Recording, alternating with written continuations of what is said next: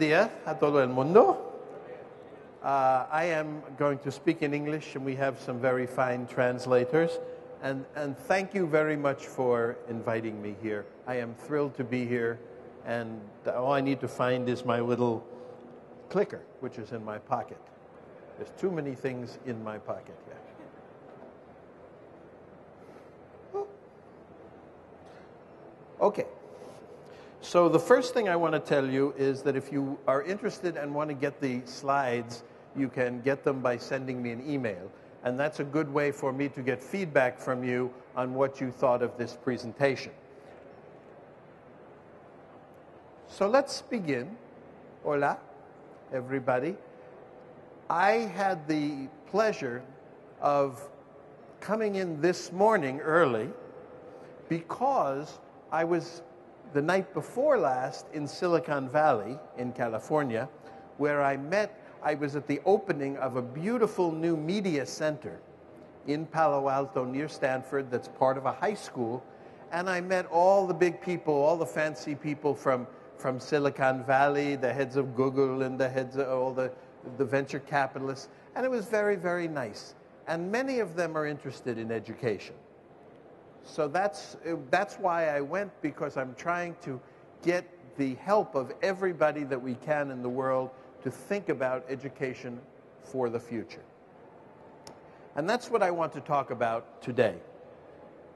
Because we can look at where we are today and see that things are not always everything we would like them to be, especially in our schools. Sometimes we feel a little bit behind. But I'm here to talk to you about some ideas and some new perspectives that we can bring to help bring education into the future. So I'm really going to try to bring you into the future and invite you to come with me and to see this. The future of our kids, and this is just today, of course.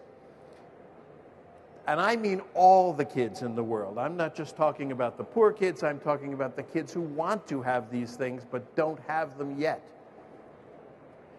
I'm talking about the future of technology. If you don't know, this is how it happens.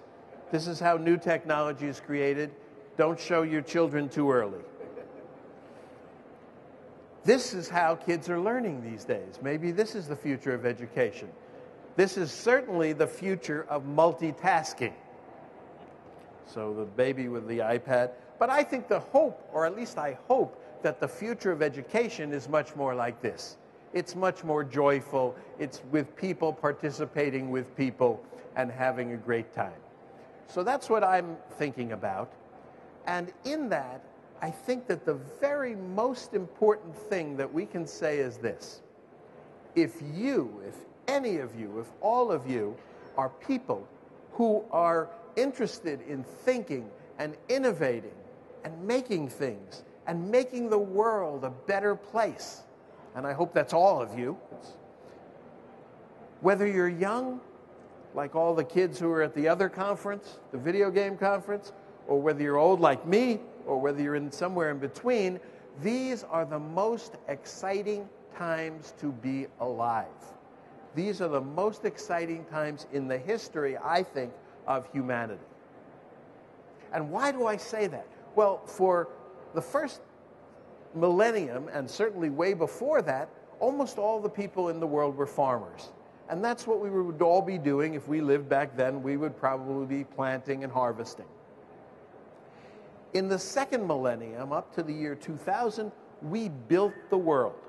It was a time of building societies, of building nations, of building buildings, of building monuments. Everything that we have today got built pretty much in that second millennium. But now we're in a new millennium where we're going to explore. This is a millennium going forward about exploration. We're going to learn finally about the brain and how it works. We're going to learn about the universe. We're going to go to the universe, to many places in the universe. And we're going to create this whole new virtual world that we will explore. And of course, many other things that we don't even know about. But the nice part about this is that everybody can explore. You don't have to just be Christopher Columbus or Amerigo Vespucci or Vasco da Gama to be an explorer, every kid who has access to the internet is an explorer. And we are at the ground floor of a huge new world to come. This is a beautiful building in New York City that just went up, that couldn't have been designed without computers and all the things that we have today. Frank Gehry is the architect. So it's a time of imagination. These things will be in our eyes. It's a time of creativity. Somebody repurposed the 747 to be this house. It's a time of innovation. The woman who drove me to this conference this morning is a pilot, and I'm sure would like one of these devices. It's a time of entrepreneurial spirit all around the world, and it's a time of digital wisdom, which is combining what people do well with what machines do even better. And I am a huge optimist about the future. And how can I be an optimist in a time of Ebola and all these other things happening? We will get over this stuff. It will happen. There are plenty of things in the world that are going to be impediments, but I think the world is moving in very positive directions very quickly. And in order to do that, as it does move, we have to create an education. How many of you in this room are teachers? Okay, a lot of you, in fact, almost all of you are teachers, which is terrific. I'm a teacher, and we'll see this. And we need, as teachers, to create the education for this third millennium that we are already entering into. Because it doesn't exist. I have to tell you, I go around the world, and if you ask me, where can somebody go to get the very best education the world can offer? The answer is nowhere. Because we haven't put it together yet. We haven't created it. We have pieces of it here and pieces of it there, and that's what I'm going to talk about. We live in a time when we are really part of this huge worldwide experiment. And it's very exciting to be part of that experiment. It's an experiment to figure out what education will be like, in fact, what life will be like in this new future. And so, for example, we can have different perspectives on different things, but we need to think of the experimental perspective. So take Facebook. How many of you are on Facebook or have been on Facebook? Right. So one thing to say is, okay, it's a way to communicate. There are a lot of different things you can say about Facebook. Some people say it's trivial. Some people don't want their kids on it. Some people do want their kids on it. But here's what I think about Facebook. Facebook is an experiment. It's the first experiment that we have at a global scale of how to be nodes on a network, on a worldwide network, how to behave, how to learn, how to live when you are a node on the global internet. Facebook is the first experiment, and it already has a seventh of the world. There are over a billion accounts on Facebook. So we're learning this new way of being with each other, and that's the most exciting part of the experiment. And I hope you like experimenting, because that's what we're going to be doing for a long time, and maybe now forever, because things are not going to stay the way they were. We have to learn to live in these new worlds. So here, my perspective comes from a lot of places. I came from a background in science and music, and I went into business for a while, but my heart is in education. My heart is in education. This is me when I was literally a teenager in the south of Spain, in Andalusia, learning to play flamenco guitar, and it was really wonderful because my teacher from that time, I met his nephew, and we had a great reunion a couple years ago thanks to the people at the SEC schools. I was on Broadway. I was a business person, I was a game maker, but mostly, and what counts for me, is that I've always been a teacher. I've done it at all levels, from primary school to secondary school to university. I've taught at schools like this. This is a high school in New York City. And what I do now is I try to think about, given all the experiences I had, how can we make education better? How can we make it better in this time of technology? Because we're in a very different context, and we'll talk about this new context. And the reason I'm so interested in this is because I'm also a father. I have a 9-year-old, and I want the world to be good. And I keep looking around at where he can get a good education, and I don't always see it. I see he's had probably 6 teachers now. He's in the 4th grade. 2 of them were great, fantastic, and the rest were okay. But we need to get the very best we can for our kids, because the teacher makes more difference than anything else in a kid's education. So here's what's interesting about me. I like to think of things. I like to talk with kids. I like to be with students. I speak with them all over the world, wherever I can, wherever I speak. So we should have a few pictures here. You can see, you can watch my weight go up and down. These are kids all over the world. This one was Spain a couple of years ago. And I love doing this. And what I try to do, and the reason I do this, is I try to look at the world and education, not from the perspective of the old people or of us who are in it or who've done it, but from the perspective of the young people who are getting educated. And the interesting thing for me is they have a very, very different perspective often. Most of education, in most places, starts at the top and comes down. Right? The curriculum, all the things come down the way it works. We tell the kids what to do. As one kid once said to me, "Oh, in my life, I do all the things. I explore, I take chances, I take risks, I do things. I come to school and I follow directions." And we have to be real careful that that's not all our schools are about. Because here's the problem with top-down. And if you look at that carefully, you'll see that top-down is very good for the people at the top. But it's not so good for those poor people at the bottom who are covered with you-know-what, right? As we say in English, guano. And so we have to be careful, because the people at the bottom in education are the kids. And the people at the next to the bottom are the teachers. So we have to be really careful that we mix top down and bottom up.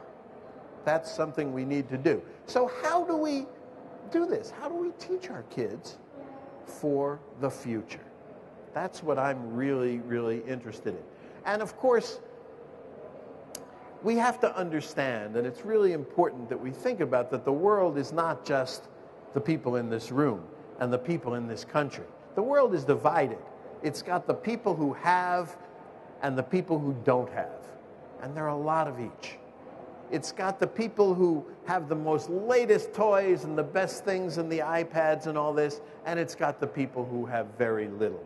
And we have to be very careful that when we think about education, we include everybody. Now, I think that even the people who are on the right side here are going to be moving more quickly than any of us thinks to the future. But we also have to take into account that we have to deal with everybody in the world and every child in the world where they are. But at the same time, we, certainly in this room, are incredibly lucky. We're incredibly lucky. I come from New York. I'm incredibly lucky. I speak in schools that look like this. I mean, look at this. That's a beautiful, beautiful school. I was in Joplin, Missouri. It was a place where a tornado came through and destroyed a lot of the city. The tornado was as big as the island of Manhattan. And it literally took schools and made them into piles of rubble. And in 2 years, they rebuilt better schools, beautiful schools, schools that you'd want to be on the inside of. So we are the lucky people. We have these beautiful facilities. There are plenty of people in the world whose schools look like this. So let's be real careful that we think about everybody when we do this. And we have to take advantage of the fact that we are the fortunate people. We are the people who have. And so we need to ask, how do we make this the best world for all our kids? And how do we make the best kids in the world? There's a very nice quote from a former U.S. President, Franklin Delano Roosevelt, whom some of you may have heard of, who said, we can't always construct the future for our kids, but we can construct our kids for the future. And that's what education is about, and that's what we need to be doing. So what future? What's our role in that future? That's what we need to think about. What is that future going to look like? Because if we don't have some idea, there's lots of people going around, oh, we're educating kids for jobs that don't exist. Yes, but that's not helpful. What is it going to look like? And here's what I think. We are all living in a very new world. That's very, very different from the world in which many of us grew up. This is the actual typewriter that I used in college. Right? Seemed very new at the time. Still looks pretty good. It's Italian. But what are we going to do in this thing? Yes, there's no question that we have to teach what's given to us, the program, the curriculum, all this kind of stuff. We have to do that. They tell us to do that. We have to help the kids get into colleges or universities. We have to help them get jobs. Sure, we have to do that. That's our short-term objective. Help them do those things that we've always done. But here's the point. If that's all we do, if all we do is say, well, we're going to give the same tests and we're going to help the kids get into the same universities through the same system, which we all know, we have missed the boat. And here is my favorite cartoon. Was that today? Oh no, the boat left without us. And if we're not careful, that's what's going to happen. We'll keep doing the same things in our same classrooms, learning the same things, getting our kids through it as much as we can, but we'll miss the big boat of education going towards the future. Our real job has to be to prepare the kids for the future, or help them prepare themselves, even more importantly, for the future, equipped with the skills that they need to function and prosper in that future in a context that's very, very different than the one that we grew up in. And that's what's so important. It's the context of the third millennium. That's the Google Glass, if any of you have seen it. How many of you have actually physically seen Google Glass? Okay. How many of you have kids who have actually seen Google Glass, or students? That's the problem. Here's this great thing in the world. We don't have a way to get it to our kids. We need to figure that stuff out and not be teaching our kids about the world in which we grew up, because that world doesn't exist anymore. Pieces of it do. Pieces of it are important. We're not throwing out everything, but the future is not the past. And so what's so important, and the one message that I would love to leave you with today, more than anything else, is that the context has changed. And let me tell you about why I think the context has changed. And of course, when the context changes, what do humans do? We adapt.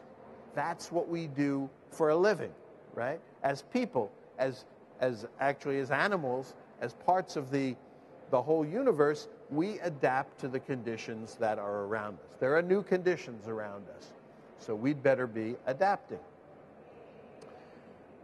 We have an education now, the stuff that we do, that you do every day, that everybody does, not just you, but everybody does, is basically an education from the 19th century. That's what's going on. That's when it was created. If you took what you do in a classroom and you took what somebody did in the 19th century, it probably wouldn't be that different. And it's not something that we can fix easily the way we've been trying to, by adding new content, Okay, we update the content a little. We have new courses. Or we add technology. We give the kids some iPads or some other things. Or we add some 21st century skills. All those things are okay, but they're not enough. They're not even close to being enough.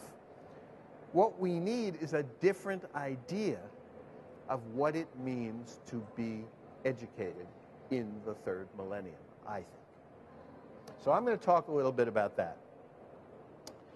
And let me make sure that I'm clear that we don't want to throw everything away. I'm not saying throw away the past. The past is important. History is important. A lot of things are important, but not in the detail that we usually teach our kids. We don't have to defend every single thing we used to do with our swords like the French do, right? This is the Académie Française, right? We don't have to do that anymore because not all of that is so important.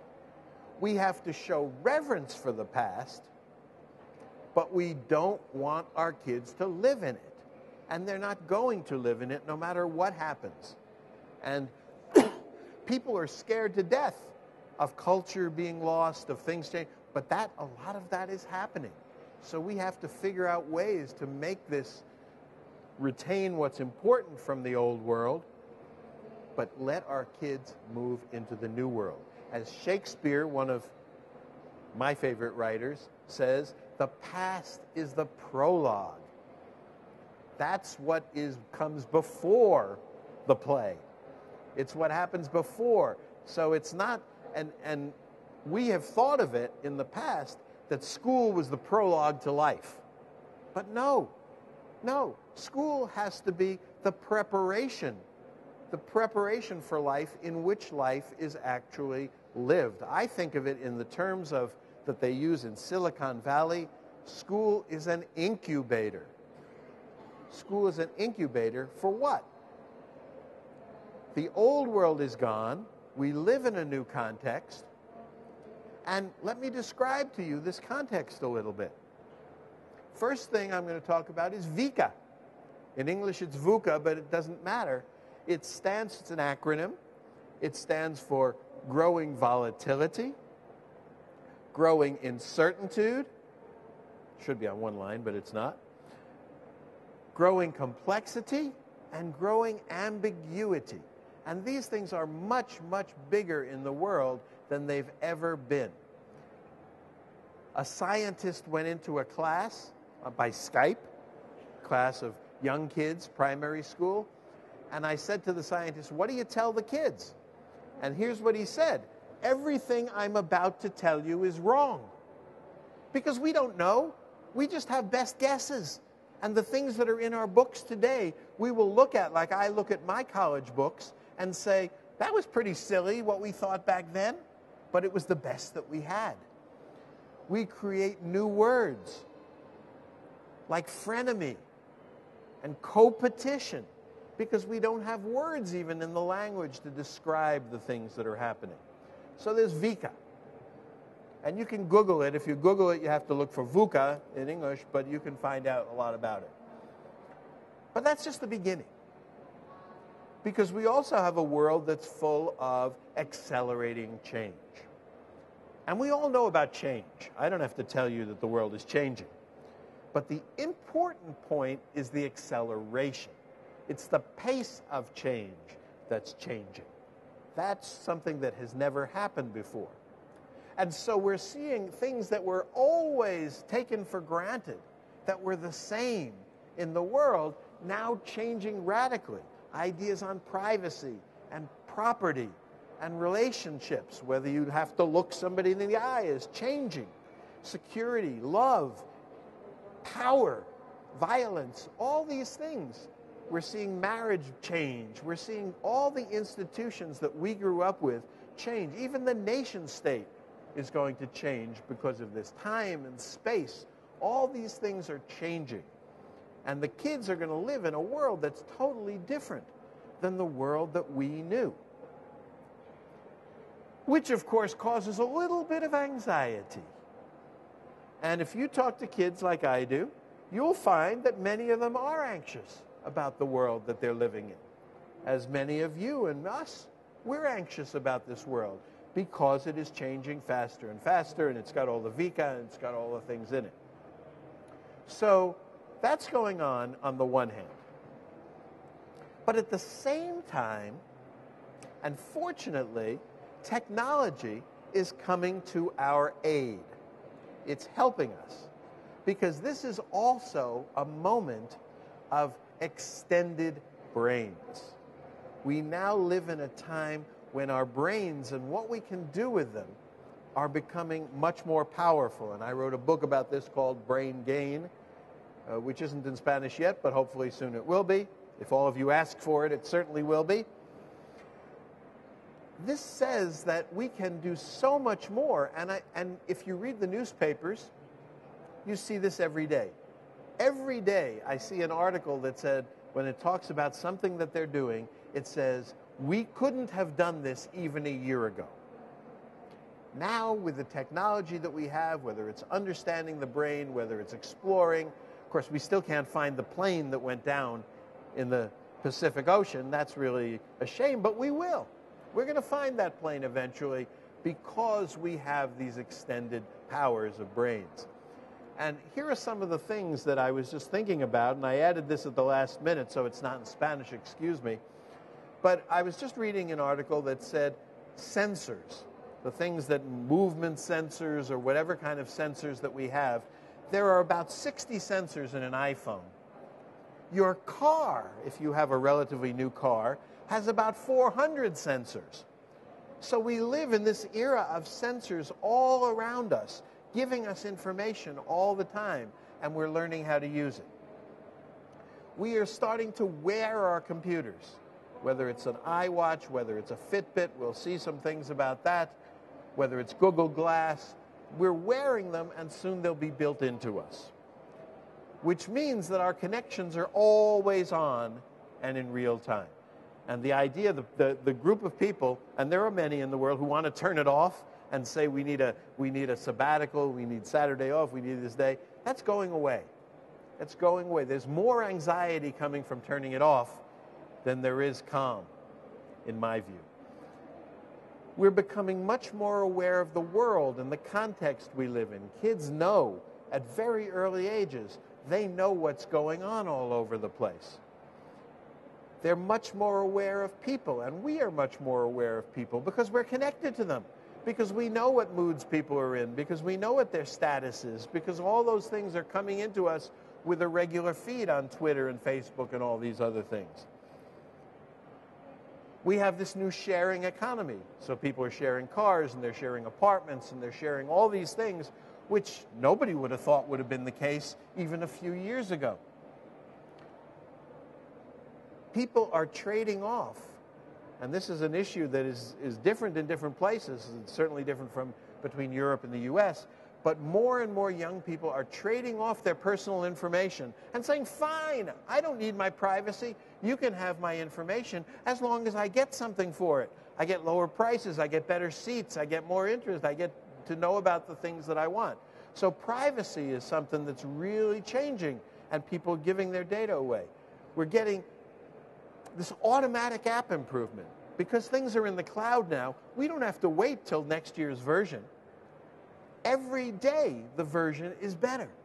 So if we have an app for something, it's going to be a better app every single time you turn on your phone or your computer. And all of us and all the things in the world are becoming connected. So that's a pretty different, pretty interesting world in my view. Some people like it less, but I'm really positive about it. And the kids are really positive about it because they say things like this: if I lose my cell phone, I lose half my brain. Because they know that now we're delegating a lot of things to our computers that we used to keep in our heads. As one little girl said to me, I loved this, 10-year-old girl, 10 years old, she said, in olden times, you had to memorize phone numbers. Can you believe it? My portable telephone is my third hand. It's like we're growing extensions. That's what I mean by extensions of the brain. We have all these extensions. And so all these things that I used to carry with me, I used to carry books and notes and alarm clocks and cameras and video cameras and entertain all my entertainment and my connections and my telephone. All of that is in this device. But this device may not be enough. For some things it's too small, for other things it's too big. I want it built in. And a lot of that's where we're headed with a lot of these things. And what's happening with this? It's permitting young people to do many more things much faster. And so the things that we ask them to do in school, which used to be age appropriate, are not age appropriate anymore. Age appropriate is changing. Kids who are in primary school can do things that you used to have to be in the university to do. I've used the same simulations with kids who were 5 and 6 that I used when I was in graduate school at Harvard. But that's not all. Then we have this internet. And the internet is the hugest thing. And if we don't have an internet in our classroom, if we don't have an internet in our bodies, we are just missing the world. And our kids are just unconnected to the world. And we've got to bring these kids, it's bringing them all together. And this is one of the best quotes I ever heard. It's from Time magazine, which some of you know. The millennial generation are more similar to one another around the world, whether they're in Madrid or Shanghai or New York or Abu Dhabi or anywhere, even in places in Africa, anywhere they're connected with computers, they're more similar to each other than they are to their parents in their own country. And this is scaring parents to death. Our culture is going to be gone. Oh my God, what's going to happen? We're not going to talk over dinner. Well, some of that is going to change. But what do the kids want? I go around and ask them all the time. I can say there's things that kids want all over the world. They want to be respected. They want us to have confidence in them and understand their opinions about their new world. They're not looking for us to bring them into our old world. They're looking for us to listen to them about their new world. They want to connect and collaborate and compete with their peers in other countries because they're so connected with everybody, with experts. They want to follow their own interests and passions. They don't care what we want them to do because they know what they want to do. Now, we have to steer them. We have to make sure that what they want to do fits with the things that we need. That's part of our job as educators. But they want to follow their own passions and interests. They want to create with the tools of their time. Don't give them crayons. Don't give them all these old things. Those are nice for some people, but they want to use the computers to create. They want to use the new tools of their time, the 3D printers, all the kind of things that we have. And the most important thing is it's not about making things relevant or anything. Education has to be real. It has to prepare people for the real world. It's not a little ivory tower where you learn for 13 years or 20 years and then you go do. It's that part is changing. We've got to understand that we come from another generation. We come from the last pre-internet generation.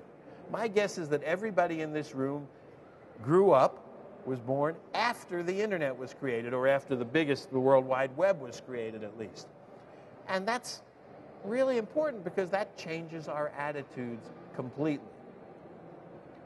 We're also the last local generation because of that. It means that we care more about what happens, say, in Spain or in New York or wherever we are, than we care about what happens in the world. We see ourselves as citizens of Spain or America or some country more than we see ourselves as citizens of the world. But our kids are the first internet generation. Now, if this looks bad to you, right, and you say, oh my God, they're not talking to each other, look at this, and we all see this at the dinner table, and we all see our kids doing this, right? For them, it may be the best party ever. This is how they connect.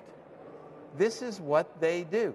It doesn't mean that you never talk to a person. It doesn't mean that you never look somebody in the eye, but that's not necessary for everything. It's not the old world. And it's the global world. That's really so important that the kids who are in your class, my guess is connecting. If they don't do it in class, they're going home and connecting with people all over the world. And guess what, ladies and gentlemen? We have no idea how to educate kids for this world. We just don't know.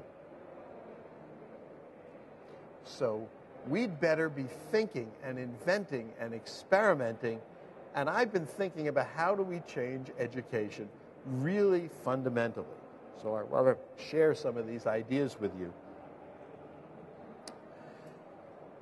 I think we need an education that's better, that's new, that has three different things. A new goal. I don't think the goal that we've had of learning is a good enough goal for education in the future. We need new pedagogy, new ways of teaching, and we need new curriculum. We need to teach new things. And let me talk about each one of these. The new goal, to my mind, education is about becoming. It's not about learning. Learning's a means. Learning's a way to do it, but it's about becoming. Becoming.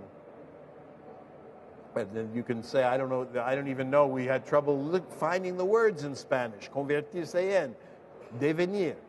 But what do you need to become if you're a student?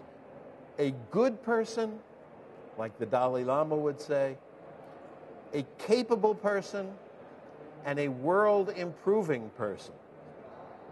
And a lot of people say, I want to change the world. That's not a good thing to do, because Hitler changed the world. We want to improve the world, thank you very much. We want to make the world a better place, and that's what our kids should do. So learning is just one means of becoming a good, capable, and world-improving person. But there's a better means than learning, believe it or not, and that means is accomplishment. That's the means that we need to do. Doing real-world projects. Now, of course, you learn when you do real-world projects, no question about that. But the important point is that you learn in service of those projects. You're not just learning to learn. We don't really care about that. We care that you become the person we want you to become and that you want to become. And if learning helps that, great, but we want you to accomplish projects. And that can start in the very earliest first, second grade years. We're missing a light, we're missing a stop sign, we need this in our community, let's do it. The kids can make these things happen. And I've seen lots of examples, and I'm collecting more and more of these. So for example, here's one, these fourth graders.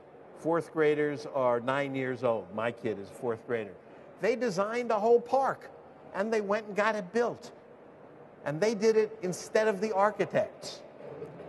I heard of people who needed to make an official flood plan in case there was an emergency. They used to hire consultants. This year they hired sixth graders, 12-year-olds, to do the plan. It worked. People are building computers. They're building robots to help kids who can't come to school. They could be building infrastructure. There could be fixing things. There are so many projects kids can do today with the tools that they have that it's a waste of their capabilities not to let them do it. And to just say we're going to study the old stuff, that's not what school should be about. And if we did that, interestingly enough, our kids would leave school not just with grades every year. Okay, you did really well in math and you did really well in history and you didn't do so well in whatever else it is. They would leave every year with a resume of projects that they accomplished. And our kids are very capable of doing this. We used to stop them from working because work was too hard and it would be not so good for them. But now the work is intellectual. Kids can do it and they want to. And here's the third thing. I spent a lot of time thinking about how we teach. And some of you brought up my book very nicely, Enseñar a Nativos Digitales to Sign. And that's a very nice book about doing what you do, how we teach what we teach, and how to do it a little bit better. But the more I listened, the more I discovered that it's not about the problem that we have is only partially about how we teach. Even if we changed how we teach 100% to the new way of doing it, we partner with all our students, it's not enough. Because the real problem lies in what we teach, our program. That's the really, but we need a new curriculum, a new program. And this is going to come slowly. It's not going to come overnight. And you're not going to see the ministry suddenly say, okay, here's the new program.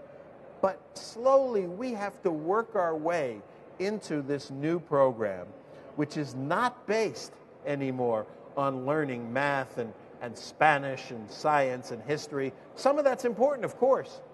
But now we force the same math and Spanish and science and history down every kid's throat when there's lots of other things they need. Not every kid needs the same thing, but every kid needs a new base of effective thinking, effective action, effective relationships, and effective accomplishment. Every kid in the world needs that base. And that's what we have to learn to make our curriculum. Combined with understanding the world, having an awareness locally and globally, and certainly the individual passions of the kids. We don't need to treat them anymore as all the same because we know we're not all the same. We're very different. Our passions and interests are very different. And of course, underneath it all, technology. Technology, as one student put it to me, and this was one of the smartest things I ever heard a person say. He said, you guys think of technology as tools, right? You got an iPad, you got this, you got that, that's technology. No, technology is a foundation. We think of it in our generation, the young people, as a foundation. It underlies every single thing we do. You can't do it without technology these days. Because if you do, you're doing it in an old-fashioned way. And if you want to be an old-fashioned person, that's okay. We will always there's always some of everything that stays around. There are still people making flint arrowheads in the world. But our kids need to live in the future. So in a sense, it's a matrix. It's a new matrix. Everybody needs to have awareness of the world and effective thinking and effective action and effective relationships. Everybody needs that. Some people need the STEM, which stands for science, engineering, technology, math. Some people need the humanities. Everybody needs a little bit of all of those. Some people need the arts. Everybody needs a little bit of those. But the way we get all of this stuff is through the middle, through real-world problem solving. And that's where I would like to see education go in the future. It's not problem-based learning. A lot of people, more and more people are moving to PBL. But those are made-up problems. Those are fake problems. They're usually problems we know the answer to anyway. No, we need real-world stuff where we don't know the answer, where the kids learn that their job in the world is to invent answers, invent solutions. I'm working with a startup school in New York, and they call themselves solutionaries, people who find solutions. We teach a very narrow set of things. We teach now critical thinking, sure. We teach mathematical thinking and scientific thinking and a little bit of one-to-one communication. But there's so many things, all those things in red, and I'm not going to read them all to you, but you can see them and take pictures of them. I think it's a great idea. Everybody, cameras up, really. All of these things we don't teach systematically. Oh, maybe your teacher, if you're a good teacher, you teach a little bit of something. You're good at improvisation. You're good at innovation. You're good at ethics. But we could teach all of these things in the same systematic way that we teach math, and we would get much more effect. So I'm not saying eliminate math or language or science or history. I'm saying individualize those things. Individualize them for the kids who need them in the ways they need them, in the function of their projects and their interests. but give everybody effective thinking, effective action, effective relationships, and effective accomplishment. So that's my view of what the future should be. And it's because of the new context. It's not just because I think this. And I can tell you that people are doing pieces of this all around the world. This is not just Prensky making this up. My next book is going to be looking at who in the world is teaching all of those other things and how can we incorporate what they're doing. Because everything is different. Relationships are different. Families are different. Healthcare is different. Work is different. Finding it is different. People find work online now. Doing their work, a lot of people work online. And this is what we looked at before, but read that again because it's very, very, very important. So we're still thinking locally, but we're living, and so what we see in schools is this huge gap opening up between what we actually teach and what we test our kids on and what we say is important in the school system and what our kids really, really need in the world. And the kids know this better than anybody else. And that's why they are terribly, terribly, terribly upset with what they learn in school. Some of them know that it's going to help them get into the university, and therefore they play school, but many more don't. And we know a lot about education. Everybody in this room who's a teacher, who's in education, you know a lot about education. Many of you have years of experience in the past. Education for the past. And that's not enough. Because we're talking about the education for the future, but we're just like babes in the woods. And if you ever Google the word babes in the woods, don't do it in public, because in English that will get you some very strange things. But that's what we are. We are at the very beginning. We're babies. We're just starting to understand this stuff. And we have to experiment. And that's the second thing. First thing I want you to understand and take away is that the context has changed. The second thing is that every single thing you do needs to be an experiment. Every day. If you did something once before, even if it worked, change it. Don't ever do the same thing twice in your class. Don't, because we need to be moving this stuff towards the future and towards the new context.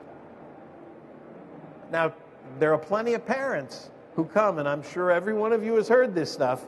Don't experiment with my kid, right? I want my kid to have exactly the same education I did. Well, there are parents who think that way. But this is what I say to them. I'm sorry. We have to experiment. We have to do things differently. We have to, because your kids live in a new context. They don't live in the world that you grew up in. If we give them the old education, they'll be prepared, very prepared for the 20th century. Is that what you want? No.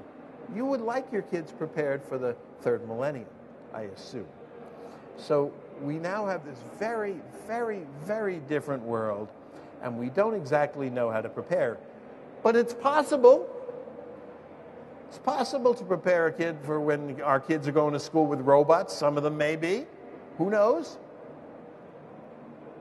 We have to experiment and orient everything we do towards the future.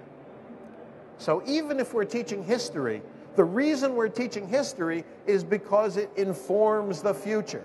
The reason we teach literature is because it informs human relationships in the future. The reason we teach math is because it involves the kinds of logical thinking we're going to need to do in the programming of machines in the future. You have to keep thinking of the future. If you think your job is to teach the past, that's only a tiny, tiny part of your job.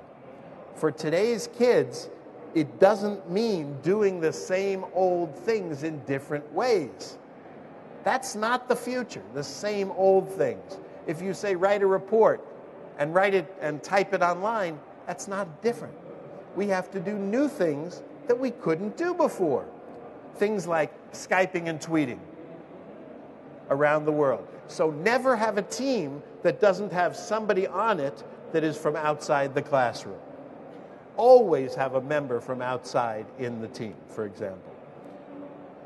We have databases all over the world of almost everything, every plane in the sky, everything that you can think of, real-time databases that we can utilize. How many people in this room have heard of Wolfram Alpha? If you haven't, write it down and go, wolframalpha.com. As soon as you get out of here, or right now while we're doing this is a good time to do it. Multitask, do these kind of things. This is what we're supposed to do. Simulations. We can now look inside things while they're working, and even inside the brain while it's working. Apps. The apps that not only are there for everything, but get better and better and better overnight every time we open them. And the kids can make apps. The kids in every single one of your classes, whatever level it is, can make an app. The tools are there for the kids to use.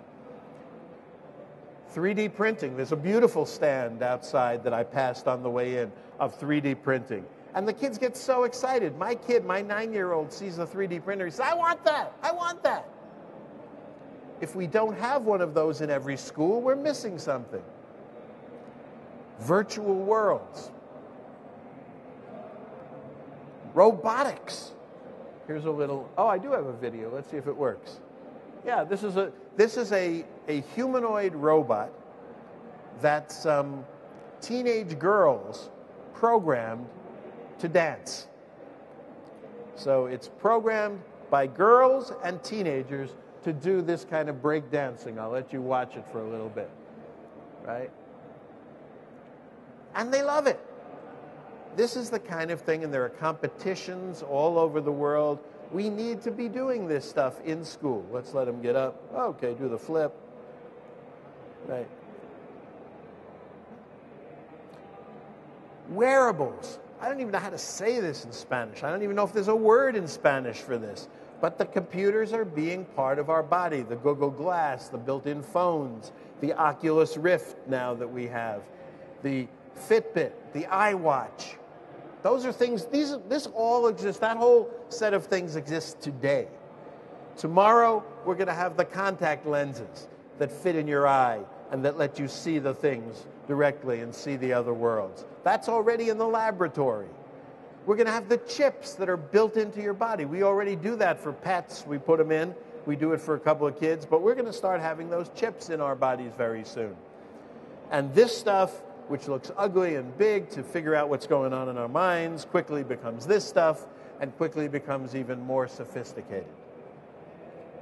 So if we're interested in really helping education in the world in this time of VUCA and accelerating change and extended brains and global connectivity, we'd better think about what we're doing, not little pieces of marginally helping, but really doing the things that are fundamental.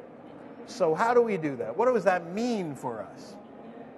Well, if we have this world of VUCA, of volatility and uncertainty and complexity and ambiguity, we need to start thinking about the individual passions and how kids are different. If we have this world of accelerating change, we'd better start thinking about adaptability. If we have the extended brains, we'd better start thinking about our symbiosis with technology. And the internet, we'd better start thinking about how to do connections differently. Okay, so that's the future, folks. What's our role? I want to spend a few minutes talking about our role as teachers and the role of students, because we're all teachers. I have a lot of people who say to me, and maybe you've said this to yourself,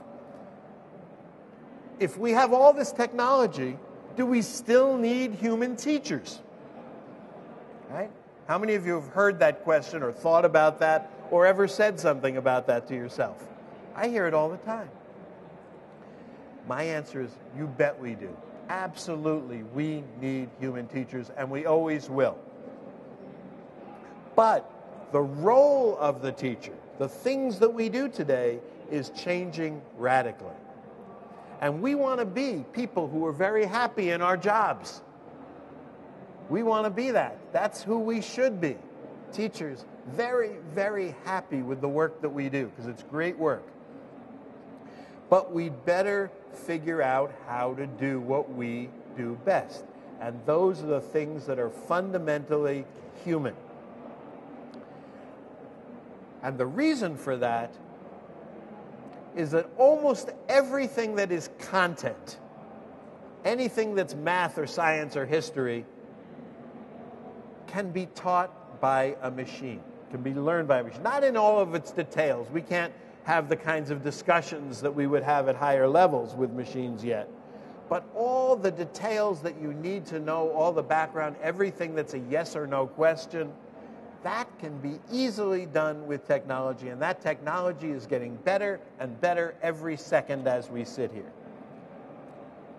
So we're not going to need teachers for math or for history or for science in the same way we do now to teach the content of math and history and science and language.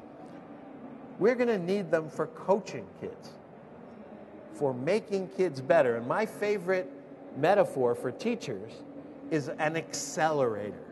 We can make the kid, the reason you need a human teacher is to make the kids go faster to becoming the people we want them to become. That's our job. We have to do what technology can't do for the kids. That's respect. Technology doesn't have respect. We need respect. Respect is the first thing kids want. Empathy. We don't even choose teachers on empathy. We teach them on knowledge. We choose them on knowledge. How well they can motivate kids and how well they can bring out the passion in kids. Those are the things that are really, really important. And in this age of technology, that's our role. Our role is to give our kids what technology can't, the respect, the empathy, the motivation, and the passion. And I hope you see your role that way. And we have to listen, and we have to accelerate, because what's going to happen after they leave us? They'd better be able to do it by themselves. If they can't, if we haven't made them capable of going on and doing this for the rest of their lives, we failed. We haven't done it.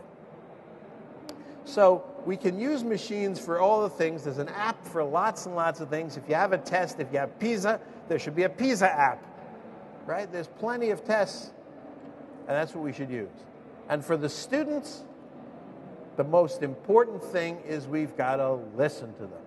And boy, when I was here for the Escuelas Católicas and for other things, kids are always saying you don't listen enough. It's really great that I have a chance to talk to you.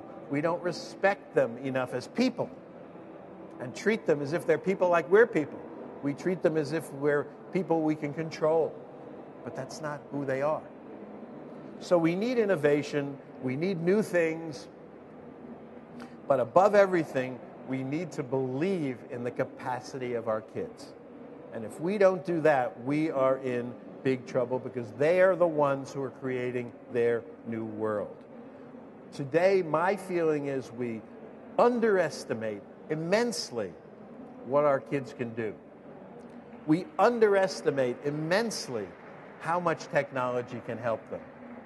We underestimate immensely, therefore, what an education could be for them and how much it could help them by giving them an education that doesn't. So I repeat, if you're a person who wants to think and invent and make a better world, these are the best times.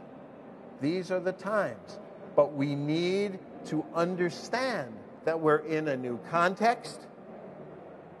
We need to understand that we have to experiment. And in a world that's full of technology and where technology is going greater and greater and becoming more and more powerful, we need to understand that we have to concentrate on the things that are human. This is a slide from Google Translate, so don't take offense.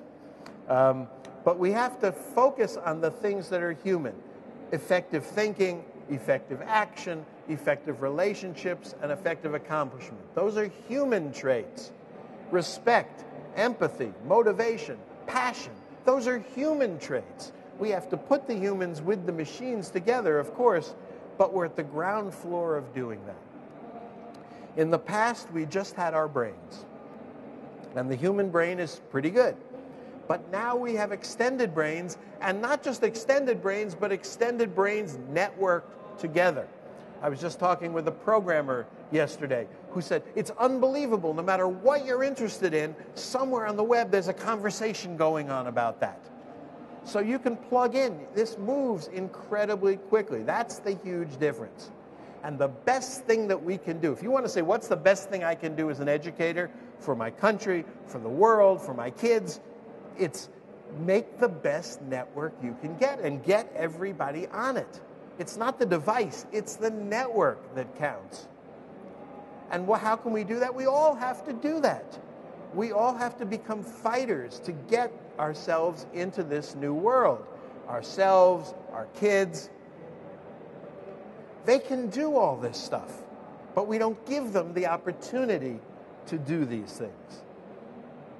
They need projects, real-world projects, every day. I can't believe that every kid doesn't go to school, and I would like to say, what project are you working on that's a real-world project? They should know. They can build Wi-Fi with tin cans. They can build routers out of cardboard. They can build phones out of plastic with 3D printing. We just underestimate the power that they have and all the good that could happen. And we see this. Their world is science like this, and technology like this, and engineering like this, and math, and science, social sciences. Everything is computer-based and moving at an incredible speed, and it's all happening because of the network. And they're going to see technology become 1 trillion times more powerful in their lifetimes by doubling every year. So there's a lot of things.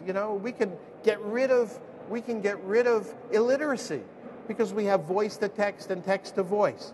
And all we have to do is give people the right devices, and they have no problem understanding because everybody speaks. Just we have people who can't read and write. The network and all these things are not just a tool, they are the foundation. That's what we need to be basing everything we do on. Believe in your kids, liberate ourselves from our pre-internet thinking, because that's pre-internet. We don't live in those times anymore. Accept the technology additions that are coming to us. Don't fight them. Definitely watch out for the good and the bad. Absolutely look at them critically, but accept the fact that our kids now have them, and let's be surprised by everything that our kids can do. In this new world that we have, that we're all in, the most important words that you can ever say to your students, and these are the words that come out of every great teacher's mouth that I have ever seen, are these words: surprise me, surprise me. And if you give them the permission to do that, and the tools to do that, and the way to do that, they will surprise you. Now, of course, everything that we're doing to adapt to this new world, all these things can be hard. I'm not saying this is the easy or a piece of cake. There's work involved, folks. And it can be very scary at times.